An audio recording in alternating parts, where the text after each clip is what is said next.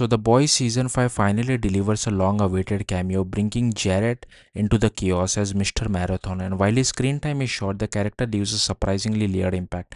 Mr. Marathon is introduced as a former member of the Seven and a one famous speedster very similar in ability to A-Train. At one point, he was considered the fastest man alive, but that status didn't last. A-Train beat him in a race, took his spot on the Seven, and effectively erased him from the spotlight. That fall from grace defines much of how Mr. Marathon is in the show.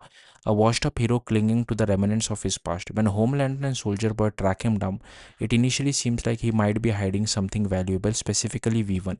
Instead, what they find is a man surrounded by memorabilia, desperately holding on to a legacy that no longer matters. But this isn't just a nostalgic cameo. Mr. Marathon sets a trap. He lures Homelander into his mansion, teaming up with other soups and allies in an attempt to neutralize him. The plan hinges on Soldier Boy stepping in and finishing the job.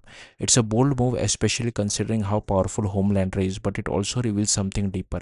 Mr. Marathon isn't just afraid of Homelander, he hates him.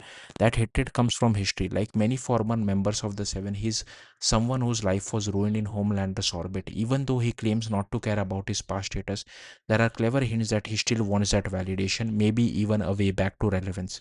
Power wise, Mr. Marathon is exactly what you would expect from a speedster in The Boys. He can move at extreme speed fast enough to cross countries in minutes, and he's even lethal while doing it. At one point, he accidentally kills people just by running through them, but despite that raw ability, he's nowhere near the top tier. He can't stand up to Soldier Boy in a fight, and he's completely outmatched by Homelander. That gap in power ultimately seals his fate.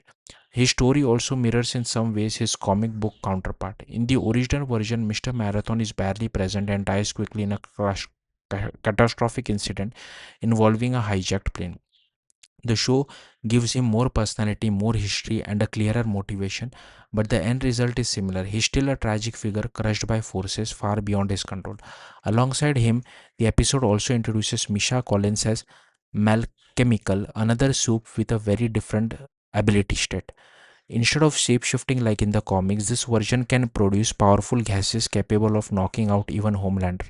That alone makes him incredibly dangerous in theory, but like Mr. Marathon, he doesn't last long enough to fully explore that potential. Both characters highlight a recurring theme in The Boys: power alone doesn't guarantee survival. Mr. Marathon may have once been one of the fastest hero alive, but in a world dominated by monsters like Homelander, speed isn't enough.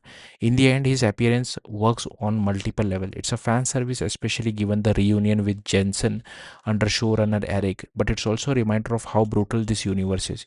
Even former legends can be reduced to footnotes in someone else's story. Thank you for watching. Bye.